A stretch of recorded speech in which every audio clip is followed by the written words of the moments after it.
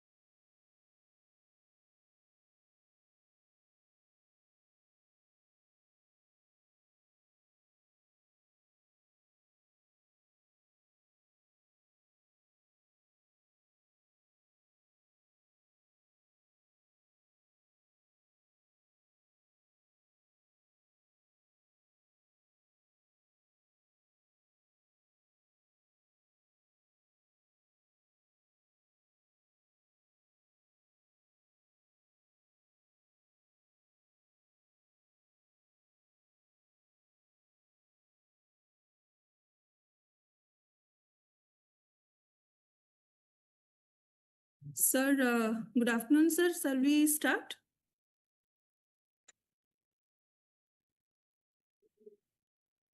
Yes, you asking me? Yes, sir.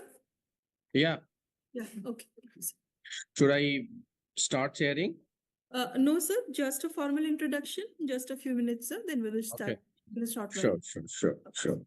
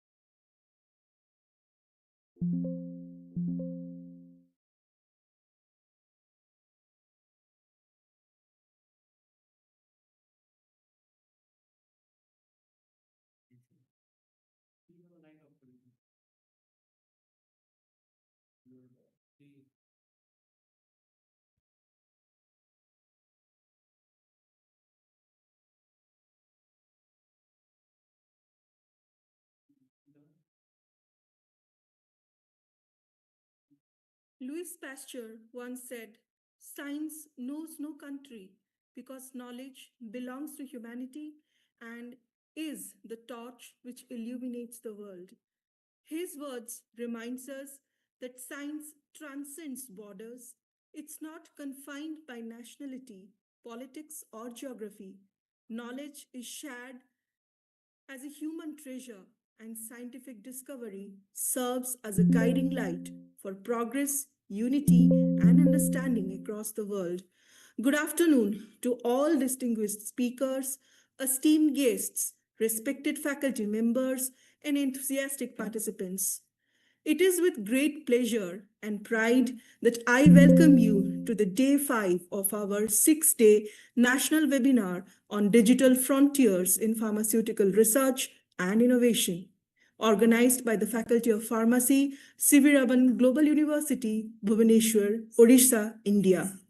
Over the past few days, pardon me, we have witnessed a vibrant exchange of ideas, groundbreaking insights, and thought-provoking discussions that have illuminated the evolving landscape of pharmaceutical sciences in this digital era. As we move deeper into this enriching journey, today we offer another opportunity to unlock new perspectives, embrace digital transformation, and ignite innovation in pharmaceutical research.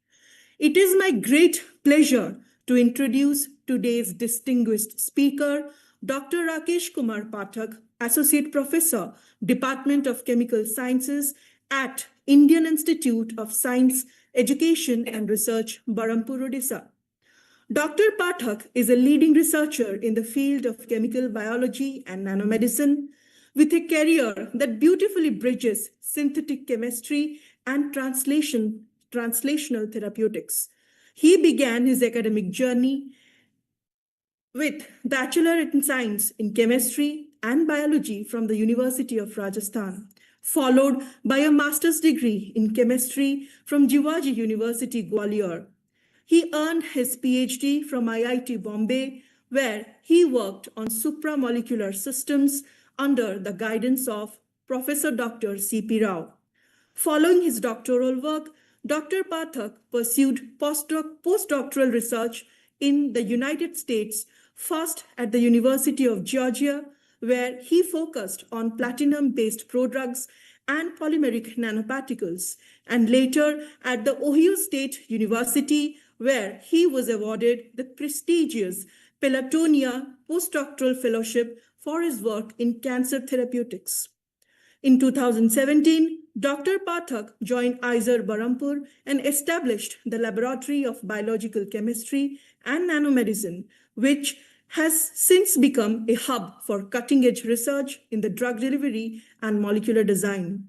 His contributions have been recognized with the Ramanujan Fellowship and the Early Career Research Award from SERB DST. Most recently, he served as a visiting assistant professor at Vanderbilt University, United States. Dr. Pathak's research focuses on the development of synthetically tunable molecular prodrugs, metal drug conjugates, and biologically inspired nanomaterials from advanced drug delivery. His work is not only academically rigorous, but also deeply translational, aiming to overcome drug resistance and improve therapeutic outcomes at the onset of cancer treatment.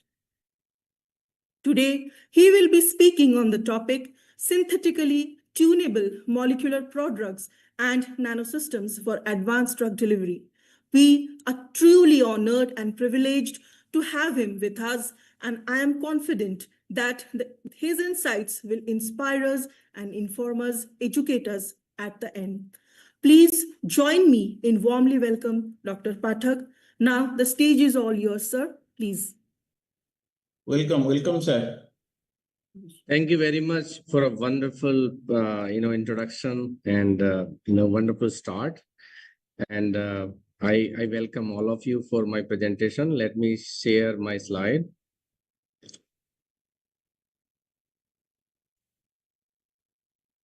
And please confirm if you can see my slides. Slides, yes. Now it is visible.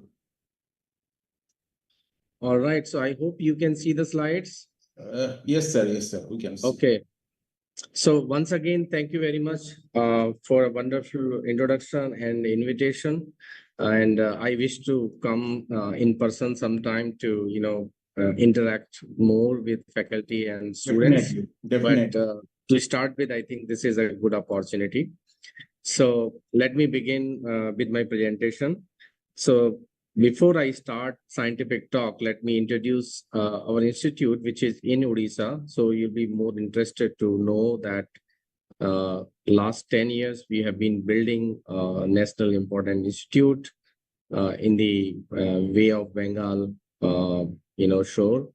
So you have nice institute here and near to the seashore, which has now come in this form.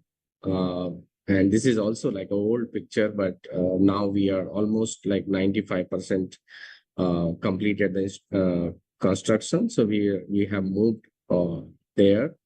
So that is something which I wanted to share with all of you. So if you are interested, you can visit us.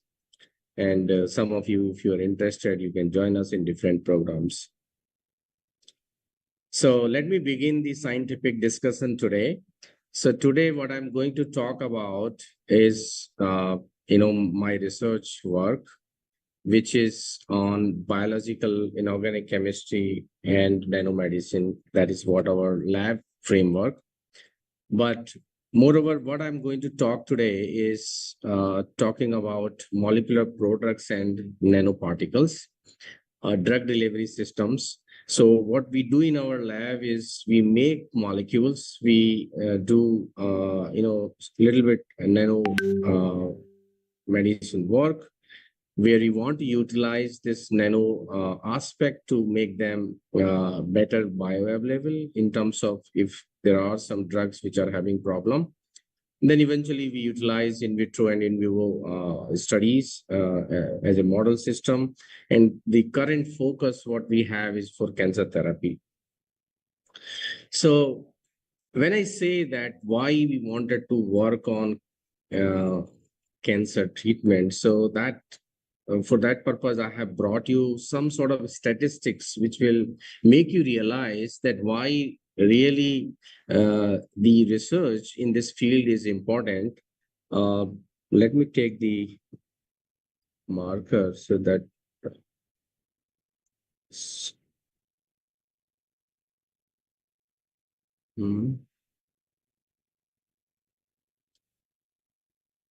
I hope you can see when I'm pointing out.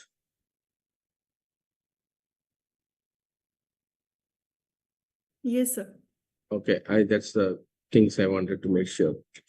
So basically, if you look at the data here, you have cancer statistics, very latest statistics of 2025. And if you look at the data here, what you see is the cancer incident in male and female. And if you look at the major cancers which are found in male,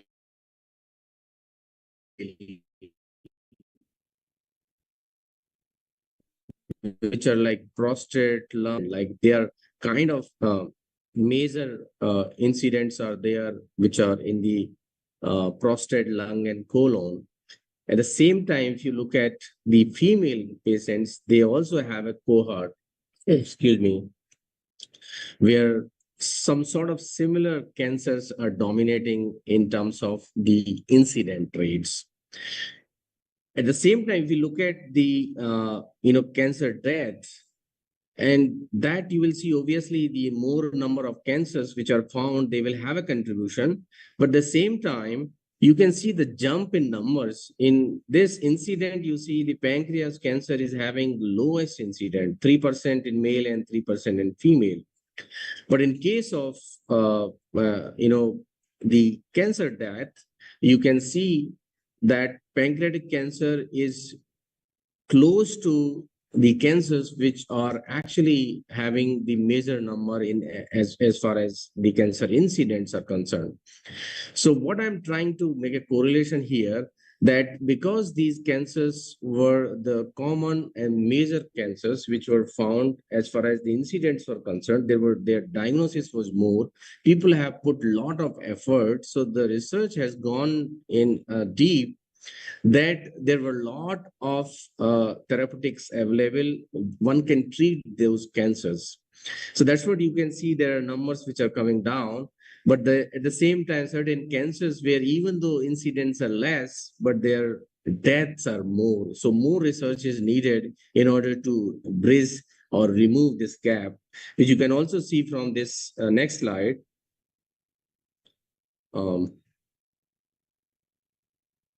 You can see the effect of research in this field, and this data represent, there's a line in male and deaths are averted both in male and female. If this research would have not been there, new therapeutics would have not been developed, this graph would have gone very straight. But because of the newer therapeutic developments in cancer therapy, we could save these many lives and we could make that much difference. So that is the reason, more efforts are needed in order to find new therapeutics, particularly for cancer where we are interested. So as far as the new therapies are concerned, I think many of you know the modality of cancer treatments lies among many type of therapeutic modalities, starting from hormone therapy and, bone transplant therapy. Surgery is the one which is commonly utilized, immunotherapy, targeted therapy, which has been come. But what is most important and most frequently utilized is chemotherapy, which as a chemist to start with, we are very interested.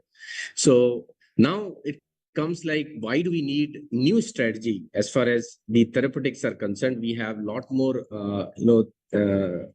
existing drugs are available. So that perspective, let us look at. So because there are a lot of limitations in the existing chemotherapies. And if you look at the Indian scenario, and if you look at the drugs which are available in the market, in the public as well as in private medical colleges, you will see these are the most important drugs which are being prescribed in the prescribed by the clinicians. And if you look at their numbers, both in public and private sector, most of them are chemotherapeutic drugs, and most of them are existing chemotherapeutic drugs, which actually going through lots of limitations. So what I'm trying to mention here, that there are drugs which are very effective, but they have lots of problems like chemo resistance, poor bioavailability, they have reactive functional groups, so they show a lot of toxicity, and they have therefore severe side effects. They have poor solubility problems, rapid clearance. So all it boils down to have better formulations. And therefore, like our whole research is on the aspect of drug delivery. And when I start this drug delivery word, there is a, one great scientist recently said, and I think it might be available in the social media, that a drug is not a drug until and unless it is delivered to the site of action, otherwise it is toxin. And it very well fit with the pharmaceutical science as far as their study is concerned. So our whole focus is on drug delivery. Based on all this background, we utilize two models like metal drug conjugates, where we utilize metals as a drug carrier, as well as we have different modality, which is supramolecular scaffold, which we utilize for drug delivery. So I'm going to explain both of them. I will, might skip few of the slide just to put a perspective and save the time, but I will try to, emphasize what exactly we do and how it is important into the current scenario for drug delivery and in the pharmaceutical sciences. So the moment the name comes metal, and we always think that, oh, metals are toxic. So that's something which may not be true, because each metal ion is specific. Metal ions are elements, and they are very specific, and they have beautiful characteristics like oxidation numbers. They have variable oxidation numbers. Like when you study the chemistry, you study these aspects first, and you will realize that these variations give them different properties. They can have a different shape, like they can have a linear shape, and this is just a metal in between, but metal ion can bind with different ligands which can be present because of their own characteristics. Each metal ion can have a property to make linear shape, and this linear shape is governed by the ligand which are present. So it can form trigonal, planar, tetrahedral, trigonal, bipyramidal, and octahedral geometries. And these geometries then can form a different altogether structure from each other, and they can be recognized differently. So that is something which we are interested to explore, that how we can utilize the basic concept of metal coordination behaviors to devise new metal prodrug conjugates and categorize them as a drug delivery vehicle, which has not been, popularly explored yet. So if you look at the literature, and this is, I have titled hypoxia activatable cobalt drug conjugate. So what you have is a cobalt metal ion, which is, kind of locked in a geometry that it allowed to bind with one of the bioactive molecule. It can be a drug molecule. And here you can see this is one of the inhibitor.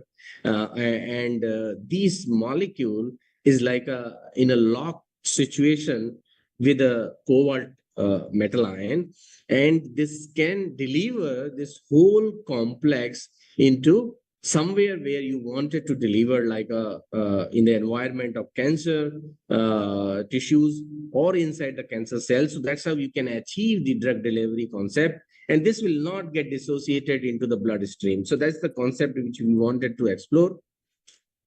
And this is another example which I'm giving because it was published in Nature in 2017, where they showed that not only binding to start with, the binding can also occur inside the cellular system, and that can give rise the anti-cancer behavior. So metals are very important. Like this ligand, simple ligand is not that active, but if it bind with copper ion, it shows anti-cancer effect. It can eradicate tumor completely. So that is something very inspirational for us to work in this area. This is another example which I wanted to give. I think many of you are aware now because of COVID-19 that how our immune system is important in eradicating or modulating different disease conditions. So here there is a pathway called CGA-assisting pathway, and once this pathway can get activated, this can induce cell signaling cascade, which can now reduce the tumor burden. So these people have synthesized again manganese based metal complex, where they have put some certain ligands which are actually a drug, and those drug molecules can easily be delivered to the site of action to reduce the tumor burden. So that those are the beautiful example, and based on those literature findings, we devised this whole project, and we wanted to call that as a metal drug conjugates, which can deliver those drugs into the tumor site. So our concept is, consider that each active drug is like a ligand which can bind with a metal ion, and this binding is like a reversible in nature. It is not irreversible. It can be reversible, but then we need to think about that or categorize that as a different molecular system. But consider that this is like a reversible binding, and the moment you have this whole complex under certain conditions like a tumor conditions, it can release the active drug components. And that's how you can achieve the drug delivery concept. So one can also extend this for achieving the combination therapy, and you can have A drug and B drug put up on the same platform, and you can also change the metal ions. You can have active metal ion, you can have passive metal ion. Active and passive means active will be more active in terms of showing chemotherapeutic effect. Passive means it will not have chemotherapeutic effect. It will just act as a delivering agent. So all based on this hypothesis, I'm just going to show our first result, which is based on delivering active molecule called gossypol. And many of you might be aware that gossypol is a molecule which comes out from cotton, a cotton seed, and it has been investigated for its anti-cancer activity and also for other biological purposes. But we were interested to look at the anti-cancer activity. So if you look at this molecule, it's a very beautiful molecule. It has all the characteristics one can have in one simple drug or bioactive molecule. So you see that there are aromaticity. There is aromaticity here. There are a lot of functional groups which can actually react in biological system. So this molecule is actually active, but because of these functional groups, it loses its charm. Like it cannot reach to the target site. So what we hypothesize that can we convert this into other form, and that other form is again reversible in nature. And further, we can log this geometry so it doesn't release so fast. So that's what you can see. We have masked this in two ways. So this is called double masking strategy. So now, we made this double masking, prodrug. And after making this prodrug, we were very interested to look at how this prodrug behaves when we interact this with different metal ions. And all these metal ions which are present in biological systems, they're not very harmful. We categorize them as a passive metal ions. And you can see this is a fluorescence, is a one technique where you can see the interactive behavior of ligand with the metal ions. You can see the fluorescence is quenched in certain metal case of certain metal ions, but other metal ions, the fluorescence is not changed much. So that gives us the base to tell, okay, this particular compound is interacting with the metal ions, so it can be further locked to have double masking features. And when we see this interesting behavior, because this kind of core was known to have fluorescence enhancement with the zinc, but it was showing quenching. So we thought maybe this is interacting in different way. So we made some control molecule, and we could see that, okay, this particular molecule is very unique because both of the molecules, you see the zinc is going up, the fluorescence is going up, but in this only case, fluorescence is coming down. So that was something tells us that this molecule interact with the zinc in different ways.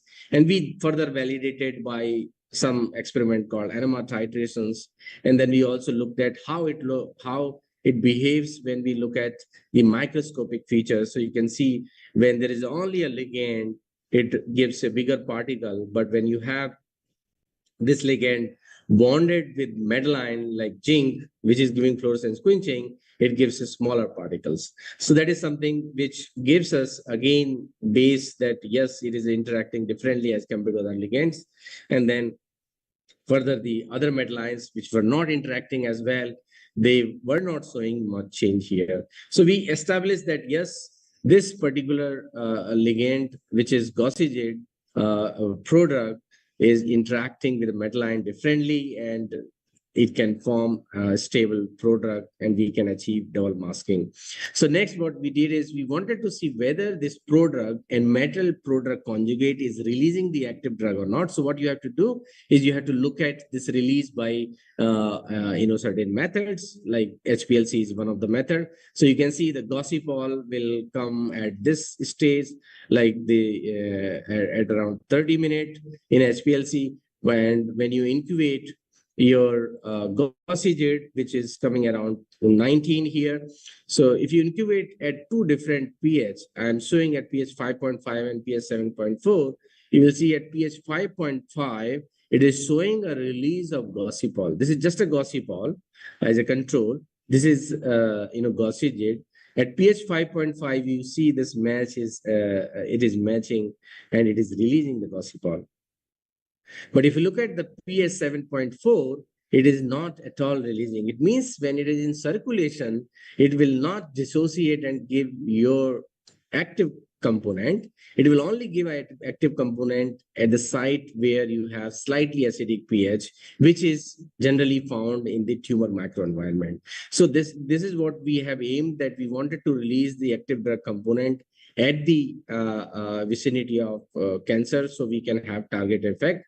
We could also show that it is showing cell killing behavior both by live dead cell assay and by MTT assay, and then it was really showing drug masking as well as activable features. So this work, I'm just summarizing this small portion, that we could achieve double masking here. And then this double masking in presence of acidic environment, you can eventually release the active drug component, which goes into the cancer, and it can show anti-cancer property. This was published in Chemistry European Journal, was highlighted as a cover art.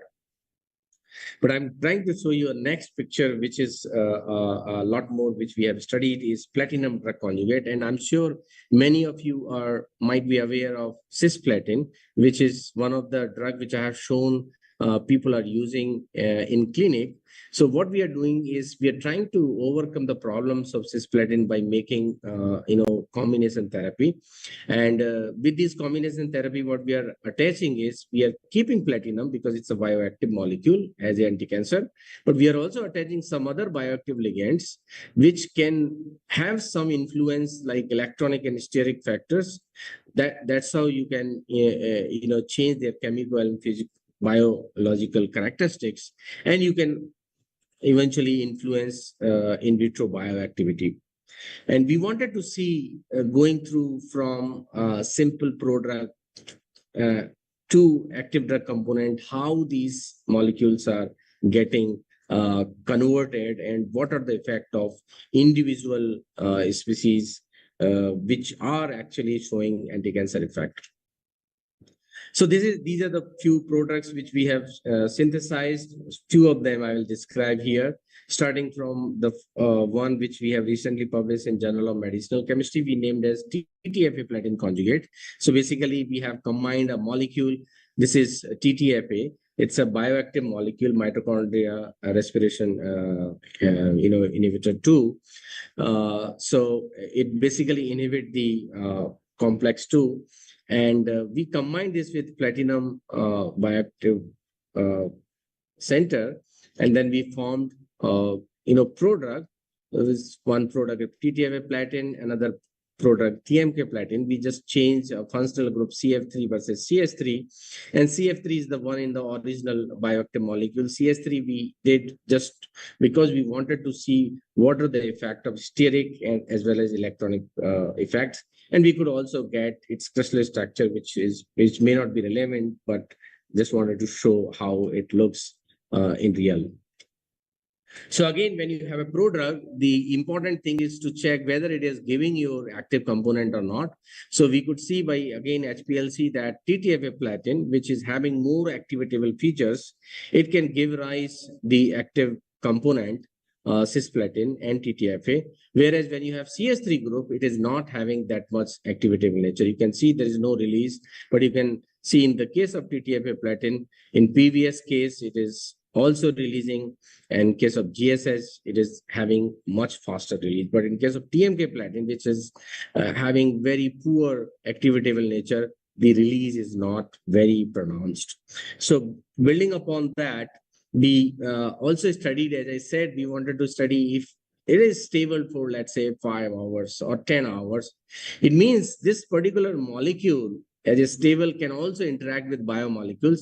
And if it is interacting with biomolecule, what kind of interactions, what kind of properties we are getting. So we looked at its interaction with biomolecules, and some of the interactions which we see with the proteins like albumin proteins, and then ctDNA, we could see that it is showing favorable interactions. So this can also modulate certain characteristics, like it can bind with albumin, and albumin can take this particular prodrug to the site of action. So those kind of considered as a favorable interactions.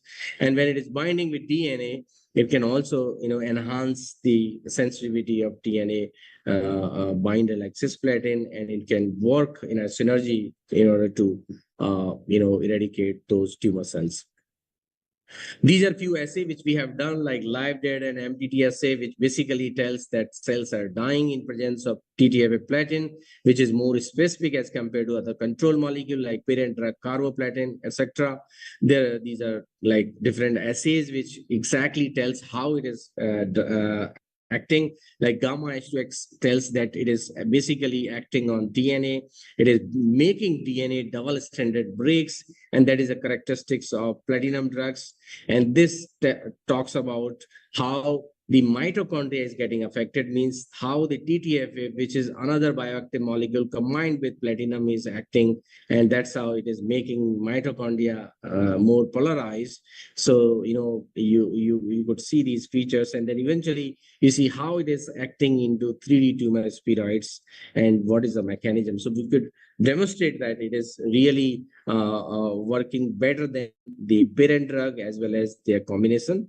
And later the question came when you establish this chemistry in or biology in vitro, do you want to extend this for in vivo? And that's where the pharmaceutical challenges lies. So we looked at what is the toxicity features of this drug, prodrug, which we have made. So we compared with existing cisplatin and carboplatin. We know that cisplatin is very toxic, and you can see from this picture the survival and body weight for different administration.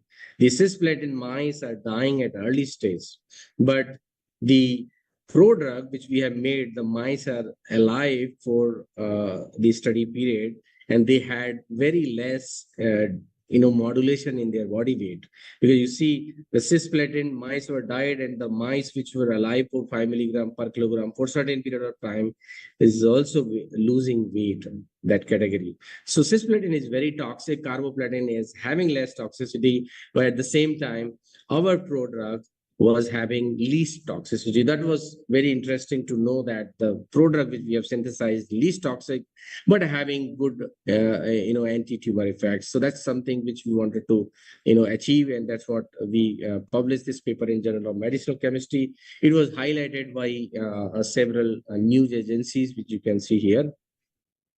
So with this modification, one more prodrug I wanted to share with you, and this we call it as cisproplatin.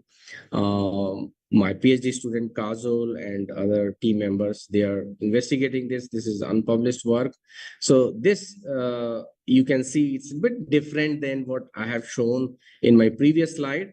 And in this particular case, you have another drug, which is FDA approved drug called provenacid. It is attached to the platinum scaffold, and this particular arrangement called platinum 4 prodrug arrangement, where platinum is in 4 oxidation state, and if you have some reducing agent, it will give rise the 2 drug and then platinum as a bioactive molecule, and that's the approach we are using.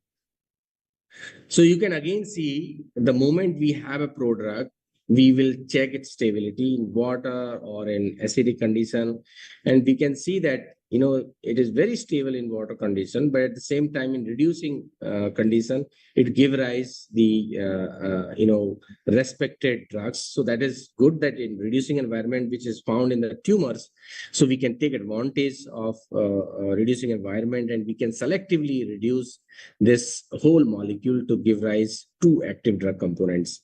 So that is the whole idea which we started with. And interestingly, it shows huge toxicity in terms of killing cancer cells, and you can compare the pattern for cell killing is very much different as compared to the primary drug or parent drug, cisplatin or cisplatin plus provenacid as a pre-combination versus CPP, which is a prodrug, shows huge toxicity. And you can see the difference in their IC50 value. You could also see from different assay, this assay is live dead cell assay, basically tells whenever you have a more green, it means it has less toxicity or less cell killing. But if you have more red, it means it is killing more cells. That's how you can see. Here also, there is a no colony formations. It means CPP is eradicating all the colonies.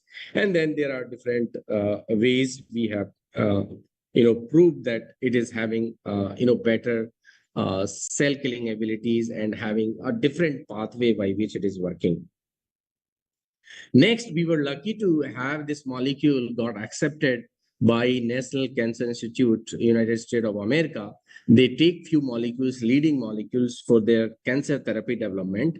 And they did, 2 assays for us. One is like called NCI 60, 1 dose data. So they take 10 micromolar of compound and they treat all 60 cell lines, and then they compare with existing drug. So you can see this graph, which is having values to either side. So I'm not fully making you understand, but I'm just trying to make you aware that this talks about that the lines which are on this side showing that the compound is having least activity, or you can say that in not that much active in those cell line, but the lines which are showing in the right side, which I'm showing, it means the compound is more potent in these cell lines. If it is closer to the zero, it means it is eradicating it's not allowing cells to grow. So what that means is either most of the cells you have in this phase, and some of them are closer to zero. Of course, some of them are not showing very good toxicity. But when you compare this data with existing parent drug cisplatin, you can see there is more red features coming on the CPP side versus cisplatin. So if you have green, means it's less potent. If it is more yellow or red, it means it is having more potency.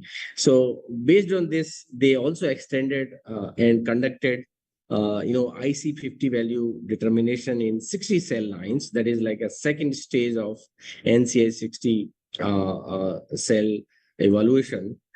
So what they did, and they showed that this compound is very, very potent, shows, very low micromolar IC50 values in various cancer cell lines. And that kind of, very interesting features which we have got, so that, it motivated us to do further study. We also looked at in our lab, and we, as I showed in the previous slide, that this compound shows distinct features as compared to cisplatin versus cisplatin, even though free mixer is not showing that much activity. So something to do when they are combined on one platform. And also it is a bit different when you have two different cell lines, because you could see in some cell line, the IC50 value is very high. So that is also giving us a reason to study it further. And this is something called compare analysis, where you wanted to see how your compound is matching with the parent drug or different FDA-approved drugs. We found that this compound basically is matching with intercalators, DNA intercalators, or the molecules which are actually not similar to cisplatin. So you can see cisplatin, if it is like in the last, and if it is showing more of greenish side, it means it is least matching. Cisplatin is then last, and the other drugs which are categorized, they are having more correlation, which are in the red. So it means it is not actually behaving like a cisplatin. That's how you could see differences. So that gives us like a clue that yes, this is now acting as a different molecule for some time, and then eventually it is giving rise the major product. So it is kind of having a combination of effect from its original product form, as well as the form which is being generated when it is in the cancer cells or in the vicinity of cancer environment. So when it is interacting as an intercalator, we were curious, why don't we study intercalating properties? So we could see, yes, it is interacting with the DNA, because DNA intercalators are basically interact with the DNA and goes into the DNA base pairs. So it was actually replacing the ethidium bromide. This is one of the assay you can understand how your molecule, how efficiently it is interacting with the DNA. So it was really showing the interaction with DNA as a intercalators, and it was also behaving like some sort of group binder. So that is kind of matching with what we have got from the NCI60 data. So next, what we study is to understand the toxicity, as I have shown in my previous slide. So again, we did my study. So I'm just quickly moving to show that, interestingly, the features of cisplatin, even at 15 milligram per kilogram, the mice were alive and they were healthy. The weight is not increasing. You can see the weight of these two lines is not changing much. This is animal weight, but at the same time, body weight is changing a lot for cisplatin treatment, that eventually mice are dying at higher doses. So it means this compound, which we have got by many optimizations, turns out to be less toxic and highly potent. And we also did some pharmaceutical pharmacokinetics assay. We could say that it is also staying more time into the blood, and that proves it is prodrug concept, and it is showing less toxicity, as demonstrated by many of these in vivo assays. So this is one prodrug concept I wanted to show. Now, next prodrug is quickly going to show that we have another set of a molecule which we call it as chrysin-platin prodrugs, and this we recently published. So the whole idea is that you kill cancer cells by attacking through platinum, and then you break DNA, and then you make double standard break, and then eventually you can induce the cancer cell death. But then cancer cells has a mechanism to repair the DNA, and if you have a better repair, then the cancer cells will not die. So can we have a mechanism by which we can, induce a double standard break, but at the same time we inhibit the repair mechanism. So when we inhibit the repair mechanism, then the smooth breakdown of DNA can occur, and eventually cell death will be very smoother. And one can also achieve this property in terms of having selectivity for cancer cells. So we found one enzyme from the literature. This is our collaborative work with IICV Kolkata, and this enzyme called polyeta, and it is one of the repair DNA repair enzyme. So we thought that if we can inhibit this polyeta along with the treatment of cisplatin, then we can achieve synergistic effect. And what we did is we then did all those studies, and we could find when you have chrysin and cisplatin. Chrysin is the molecule which we have investigated as a inhibitor for polyeta. So when we administered it together, we could find that it is reducing more tumor volume. So that means it is working as a synergistic. So building upon that, we synthesized two more products, which call it a chrysin-platin 2 and chrysin-platin 4. And we are now investigating these towards therapeutic development as a translational therapy. And these are further assays which we are still working on, that how these molecules in the form of prodrugs are acting as an anti-cancer molecule, how these are different from their free mixture. Because if you see, this free mixture itself is reducing the weight. And now, if you put them onto one platform, how they are different. They should be much better or they are not better. So that's what we are trying to investigate. And this is preliminary data, which is very encouraging, that it is really out of these two forms, the platinum 4 form is showing much more activity. And we are trying to find out the reasons, and then we are trying to make a story for our patent application as well as for publication. So this is third story of product which I shared with you. This is quick story on cobalt, because I started one of the cobalt complex which we have shown from the literature. So this is group of my student leading by Prakash and Krishnakanta. So here what we have done is, again, this chrysin molecule, which is showing polyeta effect. We consider this as a bioactive molecule. We installed this on metal ion, which is cobalt, and then you make a complex called cobalt chrysin prodrug. Now the beauty here is we are casing this particular molecule into prodrug form. Now the bioactivity is kind of masked. It is not having any bioactivity in the prodrug form.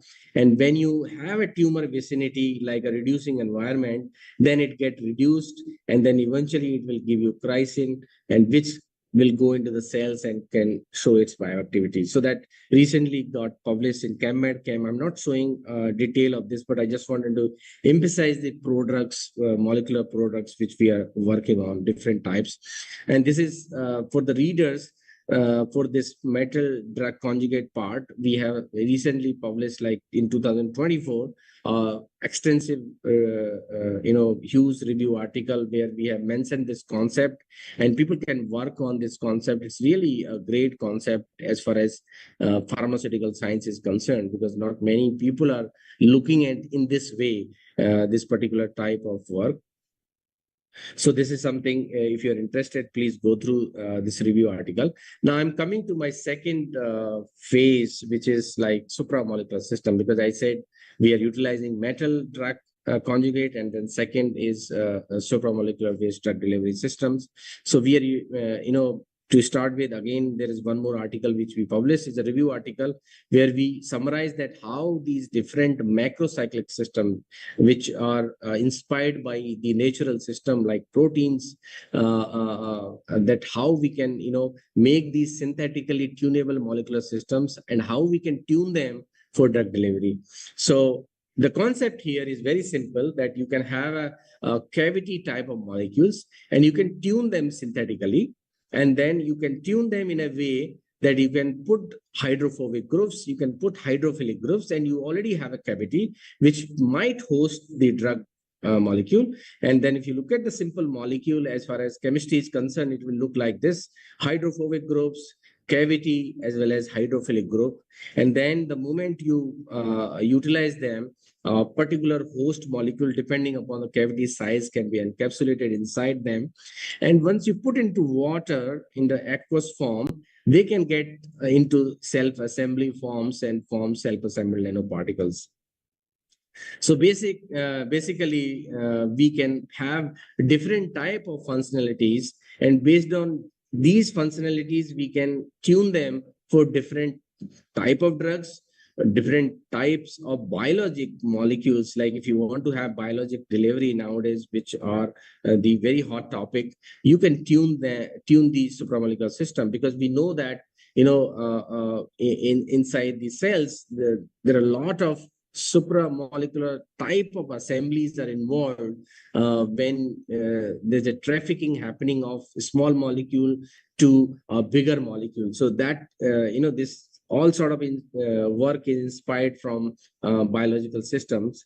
So building upon this hypothesis, our first work where we have utilized this amphiphilic molecule, we call it as calixarene. So we call it as calix, PEG, arene. What we did is we made two variants of it having different PEG chain, and many of you are aware that pegylation is utilized in drug delivery. And what we did when we were making self-assembly, we saw that there is a empty space in the hydrophobic region. So why don't we fill this with certain FDA-approved hydrophobic polymer? So we utilize PLGA here, and you could see nicely from the TEM picture. This is transmission electron microscope picture. There's a hydrophobic part, and then there is a hydrophilic part, and it's forming beautiful spherical nanoparticle. And we tested them to have optimum ratio of PLGA versus calixarene, and we call it as calp1 and calp2 nanoparticle, basically having a difference in their PEG chain length.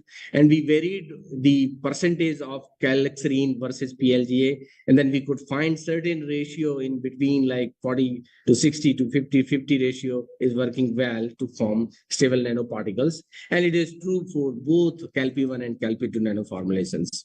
So later, we wanted to make sure that it is having hydrophobic cavity, and thanks to chemistry experiments, you can actually do a lot of experiment to show that it is going inside the cavity. And this one experiment is called molecular confinement experiment, where you use fluorescent dye, and if it goes inside the hydrophobic environment, it changes its photophysical natures, which you can detect by UV and fluorescence. And that's what we did. And we demonstrated that it is actually able to encapsulate hydrophobic molecules into its hydrophobic core of nanoparticles.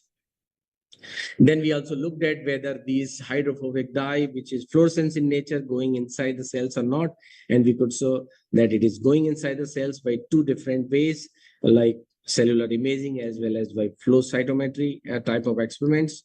And then we could also demonstrate that when it is going inside the cells, the nanoparticle scaffold without the drug is not showing any toxicity. If you remember my previous slide where I was showing green and red, pictures of the cell images, here you only have a green images. It means the cell death is not happening in those particular cases.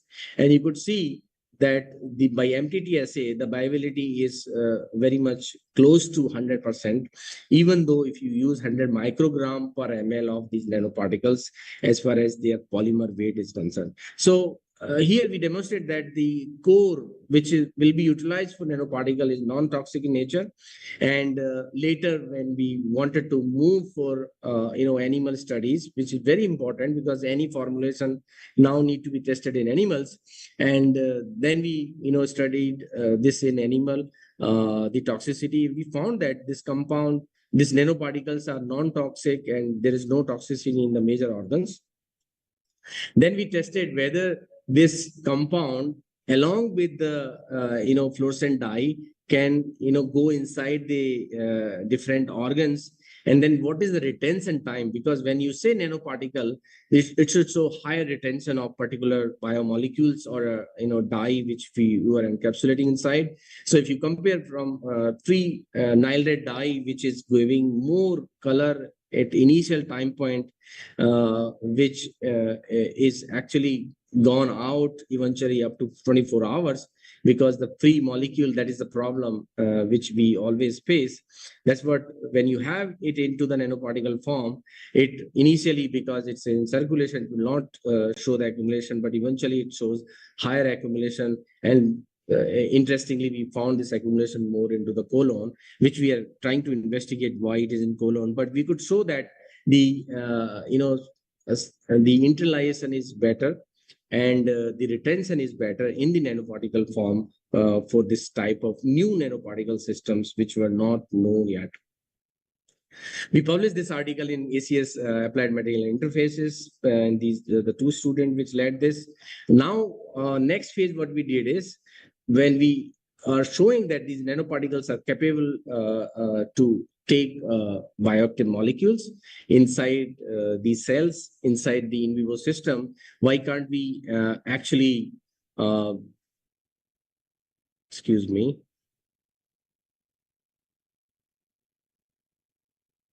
just 1 minute.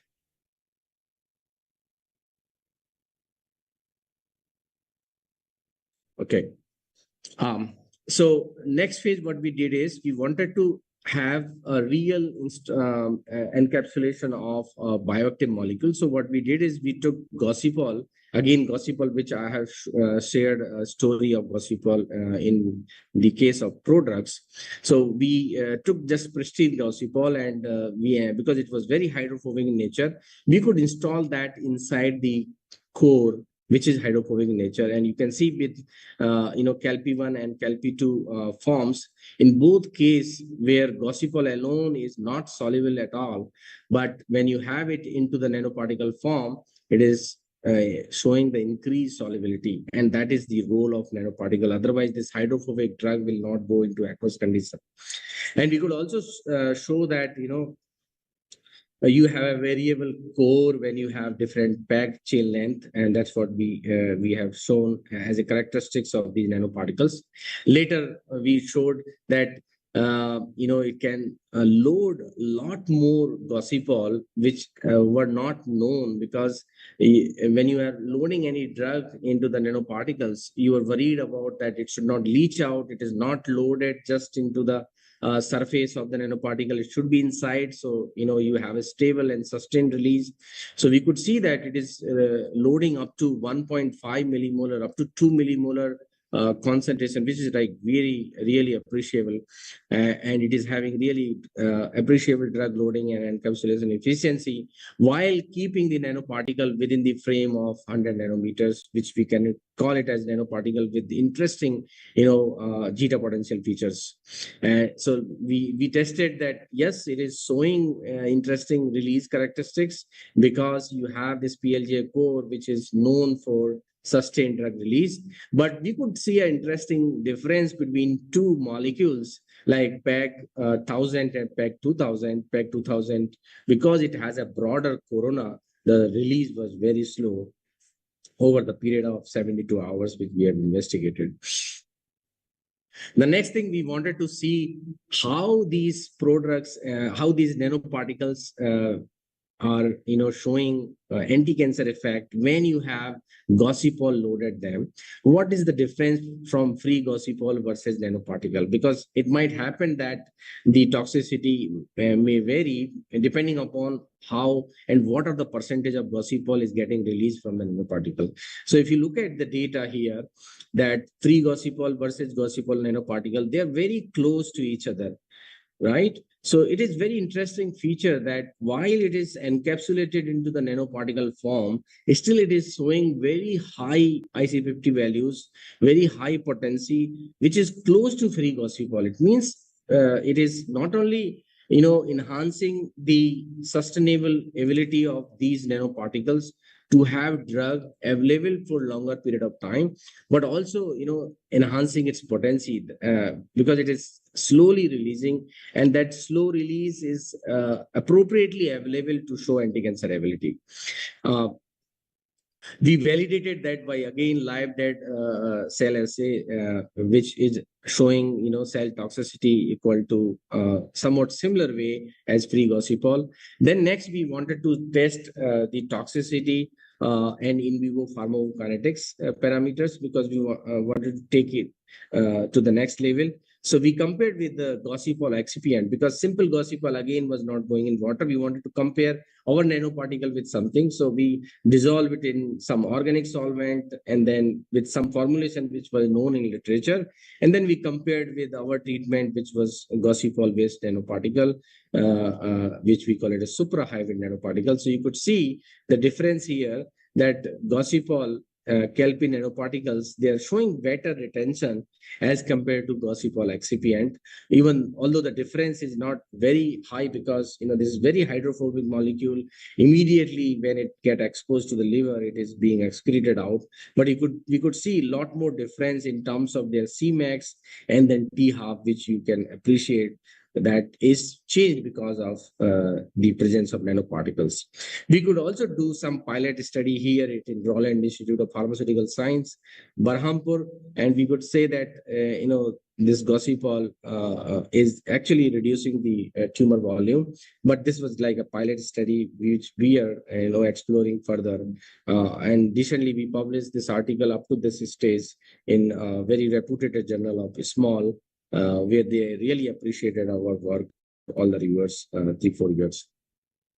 So with this, this part of conclusion, like we have developed this supramolecular based system, and just one of them we have published, and this is just I call it as supra wheel, where we have begun with our hypothesis, and there are many more molecular system needs to be explored. We need more scientists, more enthusiastic students who can pursue these beautiful projects, and these are something which are very new and novel in terms of latest advancement in drug delivery. I also wanted to show you our recent work on some other supramolecular system, macrocyclic system, which we call it as co-pillar arenes. They look like pillar molecules, similar to calixarene systems, where we synthesize them from simple synthetic modifications. We can tune to have different functionality as required. We can put hydrophobic and hydrophilic groups, as you can see here. You can also tune to have different chain length, so you can tune the hydrophobicity. That's the beauty of chemistry. And you have a cavity, you have cell assemble characteristics, and with this characteristic we got beautiful nanoparticle. You can see this characteristics when you have simple monomer. I mean to say monomer is the one which is only having this hydrophilic and hydrophobic characteristics with one benzene ring. But when you have nanoparticles formed with whole cyclic macrocyclic system, it forms nice turbid nanoparticle form. But the monomer is not forming really nanoparticles as per our data is concerned. And you could also see it's forming beautiful spherical nanoparticles. They are giving nice data as far as DLS is concerned, and size is also remain very stable in 10% FBS media conditions for all the formulations up to 48 to 70 to 48 hours, which is really appreciable, because in drug delivery, if your molecular system, nanoparticle systems are stable for a certain time period, they really can carry the drug and provide sustainable drug release characteristics. So this is something which is undergoing in our laboratory, and we could show that platform is really non-toxic, and it is taking the this Nile rat experiment which I have shown in previous slide, previous case, that it could have a cellular uptake, and then it can go, the nanoparticles can go inside the cells, and it can really behave as an anti-cancer nanoparticle form if we use bioactive molecule. But here I'm just showing you the toxicity parameters of simple nanoparticles. The scaffold is non-toxic, and we are now exploring further to have them studied for drug delivery aspects by taking different bioactive molecules. So with this, I would like to acknowledge our director, our previous director, and current director, Professor Ashok Ganguly, and then my collaborators from various institutions, international collaborators, and then my all students, and then thanks to all my colleagues, my all funding agency, my institute. With this, I will be happy to take any questions from your side.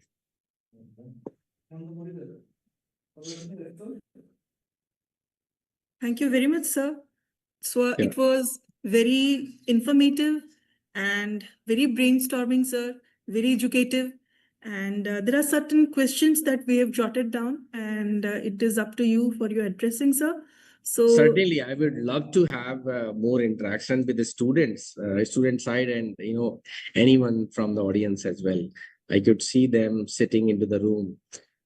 yes, sir, they were very enthusiastic, and they have raised some questions accordingly.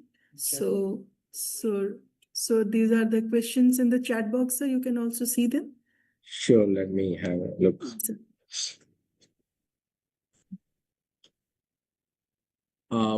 So I'll take questions, or you're going to speak? Sir, I will speak it out for you. So No, I can take it up. Okay, sir. Sure. Sure. So the first question is how it is being asked by RK. How can molecular prodrug strategy be combined with nanocarriers to achieve spatio-temporal control of drug release? Discuss the mechanistic differences between enzyme-activated products and stimuli-responsive nanosystem in targeted delivery. So it's a very good question. Thanks, Rohit Kumar Shah. So basically, when you have a molecular prodrug, it is a simple molecule, 2 molecules or 3 molecules, they're combined together on a molecular platform. So the idea is to utilize this strategy to take 2 or 3 drugs to the targeted site of action. Now, if we are unable to do so because the small molecule might face challenges like immune system might reject that, or they might degrade it, as you mentioned that there is a enzyme activated drugs as well as some stimuli responsive phenomena are happening. So we wanted to take that advantage that it gets selectively activated at the site of action. So that is what the prodrugs are designed. But in case if they are unable to do so, if they are getting activated during the travel, right? If you decided to hire a porter to deliver a packet to some place in Bhubaneswar, but in between the porter is broke down, or it is breaking your parcel into 2 pieces or 3 pieces. You don't want to do that, right? So in that case, what you will do is you can have a better porter. So what better porter we can think about is the nano carriers. So nano carriers can have better shielding of your product, and then they can take this whole product to the near to the cancer cells environment, and there you can take advantage of this enzyme activated or stimuli responsive phenomena. I hope this is clear. Answer? Yes, sir. Okay, so I'll take next question of Krishna Vaishya. Why do many nanosystems show excellent result in preclinical studies, but failed during clinical translation? Discuss key reasons with the. This is a very beautiful question actually, because this is what the pharmaceutical people are facing, and we all when we work in this area. So, when we design any nano product system, it is like a basic research. And if you compare the research which has been done on other molecular platform or other fields and come to the nano field, the research has been done recently only, like last 10 years or 15 years. So we haven't reached to an optimum way of designing these nano products.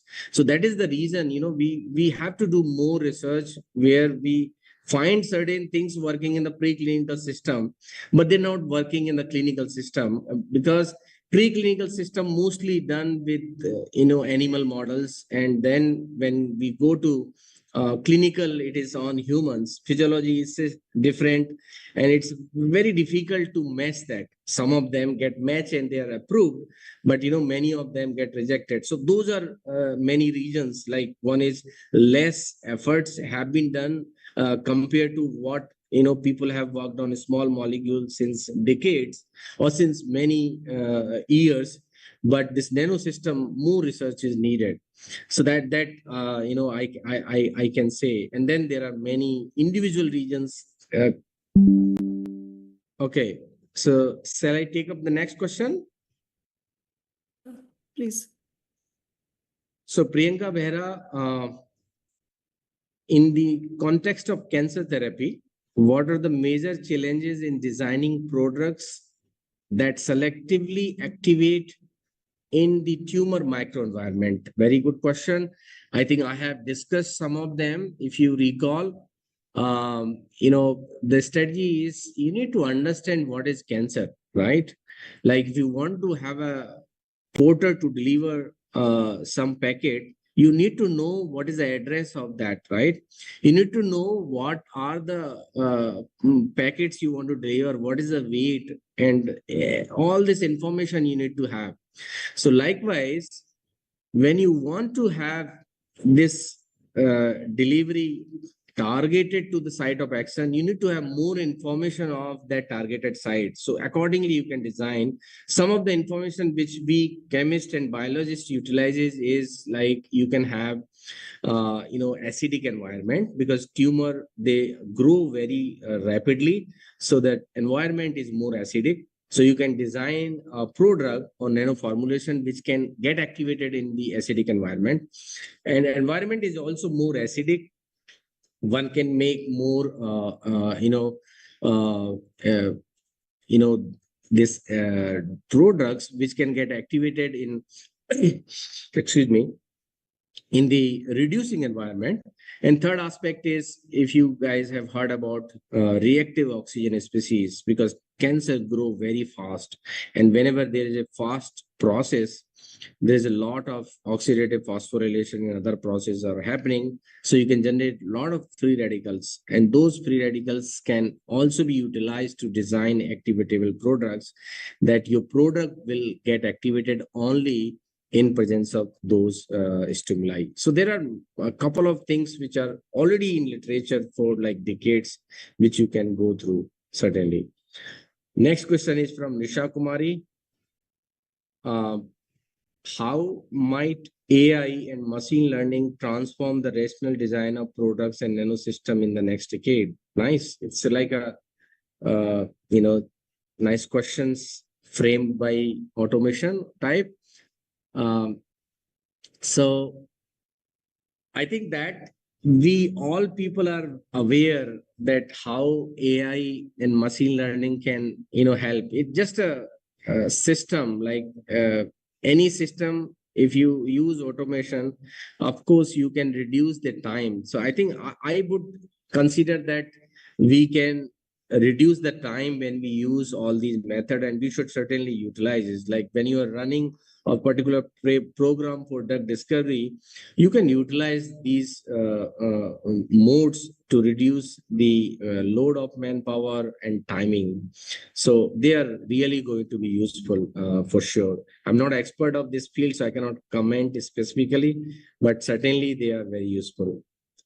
I hope this is, convincing to you guys. Next, I'll move to Chinmay Sahu. Can we design synthetic or bioengineered triggers that mimic the tumor microenvironment to test prodrug activation more accurately in vitro? Certainly, that is what we have been doing it. We can do that, and nowadays people are also working on, in-cell chip, like one can put organs on chip, etc. So that is certainly possible. One need to look at the expenditures on both in vitro versus in vivo when you are doing a real research in a lab. So in principle, theory, yes, that should be done, and that is possible. Saurabh Kumar Sahu asked, sir, how can we develop a novel stimuli responsive hybrid metal nanoparticle like AG nanoparticle with anti-cancer drug that only target the cancer cells, not affect? So see, 100% perfection is not possible at all. Even close to 50%, if you have, that's like really great. And as a pharmaceutical scientist or student, you might be aware the major challenge is the drug reaching to the target. Most of it goes here and there. So that is the major challenge. And if it goes in more concentration, it is harmful. So you cannot achieve 100% accurate system. But as I mentioned, all the stimuli responsive molecular system, one can do certainly. And silver nanoparticles are well known and they have been studied a lot. You can load certain drug molecule on their surface by putting some anchor group, and those anchor group you can have some sort of stimuli responsive linker utilizing some chemistry, so you can certainly achieve those features. So it is doable, and I think a lot of work has been done. Somebody should look at literature for sure. So yeah, I could see the questions have been exhausted, but if you have any question, you can speak up. I'm here to interact with you guys. Sir, one more question. Sure. Sir, cancer nanotherapeutics has developed in leaps and bounds in the recent past. Sir, we are working with metal nanocomplexes, we are working with polymeric carriers. Sir, according to you, is it better to work with metal nanocomplexes or polymeric nanocomplexes in the context of advantages towards cancer therapeutics? Yeah, it's really a question which is very precision based. Like I would say, it's based on a person, based on a facility, based on your idea, based on your expertise. Because as a researcher, you develop yourself from starting as a student, and then you go ahead and have study on different field. So whatever you are trained, one can go into that direction. And according to me, there are opportunities in both all the areas which I have shown, two area at least. So it depends upon your expertise. It depends upon the facility which you have. It is basically a person choice, because forceful things cannot happen. However, how you can contribute, how best within your circumstances you can contribute. I think both fields are really amazing. Both have pros and cons, but it all depends upon your background. So that's what my belief is. Yeah. Yeah, thank you, sir. Sir, no more questions. So we are very thankful to you for this educative, informative session, sir. You have imbibed our brains with several aspects of nano cancer therapeutics and how can we delve into this arena. So really thankful to you, sir, for your sparing your valuable time with us. So now I would respectfully invite our Dean, sir, to kindly come forward and felicitate you, Dr. Pathak, as a token of appreciation. Dean, sir, kindly do it, sir. Thank you, sir. Thank you, sir. Thanks, Rakesh, sir, for giving an insightful talk. And I think very you. simple language, so students must have gained a lot of knowledge on cancer and how we can develop prodrugs for better treatment of cancer. So thank you for accepting our invitation and giving this talk.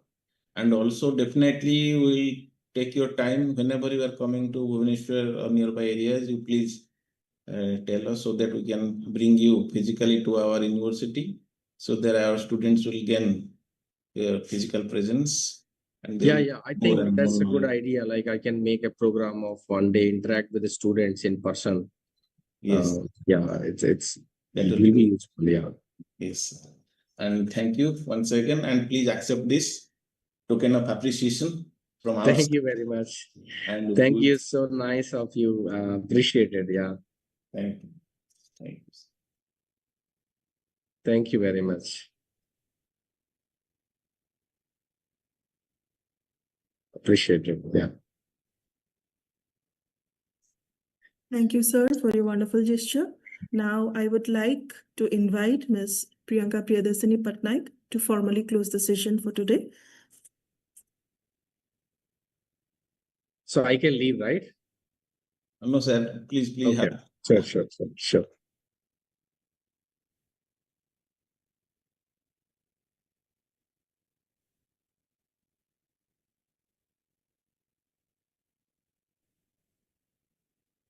Good evening, sir. Thank you for a very informative section for today. So, Thank good you. evening, everyone. It is my privilege and honor to deliver the vote of thanks on behalf of the organizing team.